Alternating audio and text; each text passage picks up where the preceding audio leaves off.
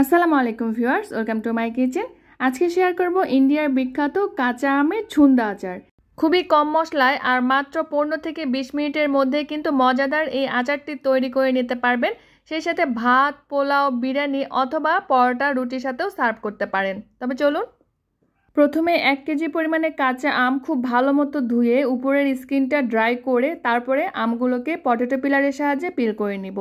খেয়াল রাখতে হবে যেন আমে কোনো রকমের পানি না থাকে। এরপর গ্রেটারের যে মোটা অংশটা আছে সেটা দিয়ে এভাবে আমগুলোকে গ্রেট করে নিতে হবে। এই আচারটা তৈরির জন্য প্রথমেই গ্রেটার, তারপরে পটেটো পিলার, আম সব কিছুই ড্রাই করে নিতে হবে যেন কোনো রকম পানি না থাকে। এতে করে আচারটা বানিয়ে অনেক দিন পর্যন্ত সংরক্ষণ করে খেতে পারবেন। সবগুলো আম আমি এভাবে গ্রেট করে নিয়েছি। চাইলে আপনারা এই কাজটি বটির সাহায্যেও করতে পারবেন, তবে খেয়াল রাখতে হবে আমগুলো যেন খুব মোটা আবার খুব চিকন না হয়। 1 চা চামচ বা স্বাদ মতো লবণ আর 1/2 চা চামচ হলুদের গুঁড়া দিয়ে সবগুলো খুব ভালো মতো মিক্স করে নিব। এরপর 3 কাপ পরিমাণে চিনি আমি গুঁড়ো করে নিয়েছি। চাইলে কিন্তু গোটা চিনিটাও দেওয়া যাবে। এই আচার তৈরি করতে চিনির পরিমাণটা একটু বেশি লাগবে, কারণ চিনিটা এখানে প্রিজারভেটিভ হিসেবে কাজ করে।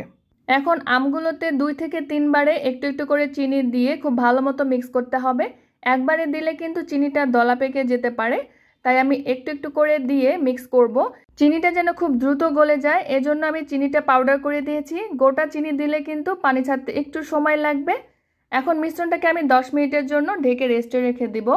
আর এই 10 মিনিটে কিন্তু চিনিটা গলে আরও অনেকটা পানি বের হবে। এখন চুলায় একটি পাত্রে আমের মিশ্রণটাকে নিয়ে নিচ্ছি আর চুলার জালটি মিডিয়াম টু লো এর মাঝামাঝিতে রেখে অনবরত নাড়তে হবে। মিশ্রণটাকে ততক্ষণ জাল করতে হবে যতক্ষণ না পর্যন্ত চিনি শিরাটা আঠালো হয়ে একতারে তৈরি হয়। আঠালো হয়নি তাই আমি আরও কিছুটা সময় জাল করে নিয়েছি। আর এই পর্যায়ে কিন্তু দেখতেই পাচ্ছেন চিনি শিরাটা একতারে তৈরি হয়েছে। এর থেকে আর বেশি আচারটাকে জাল করা যাবে না। এই পর্যায়ে চুলার জালটি অফ করে দিয়েছি। 1 টেবিল চামচ জিরা আর 1 টেবিল চামচ মিষ্টি মৌরি হালকা একটু ভেজে নিয়ে তারপরে গ্রাইন্ড করে নিয়েছি। এখান থেকে আমি 1.5 চা চামচ পরিমাণে প্রথমে মশলার গুঁড়া দিয়ে দিলাম। চুলার জালটি অফ করে মশলাগুলোকে অ্যাড করতে হবে, কারণ এই আচারের বৈশিষ্ট্যই হচ্ছে মশলার যে ফ্লেভার আছে সেটা অনেকটা থাকবে, মানে ওভারকুক যেন না হয়ে যায়। এরপর 1 টেবিল চামচ পরিমাণে কাশ্মীরি মরিচের গুঁড়া দিয়ে দিচ্ছি। আপনারা চাইলে আমরা যে রেগুলার মরিচের গুঁড়াটা খাই সেটাও দিতে পারবেন, তবে ঝালটা আপনারা নিজেদের টেস্ট অনুযায়ী অ্যাডজাস্ট করে নিতে পারেন। কাশ্মীরি মরিচের গুঁড়াটা দিলে কিন্তু আচারের কালারটা অনেক বেশি ভালো আসে। আমি আরও 1.5 চা চামচ পরিমাণে মশলা গুঁড়াটা দিয়ে দিচ্ছি। আমার কাছে মনে হয়েছে আরও কিছুটা দিতে হবে। আপনারা কিন্তু টেস্ট করে মশলাটাকে অ্যাডজাস্ট করে নিতে পারেন। এই তো তৈরি হয়ে গেল খুবই মজাদার কাঁচা আমের ছুন্দা আচার।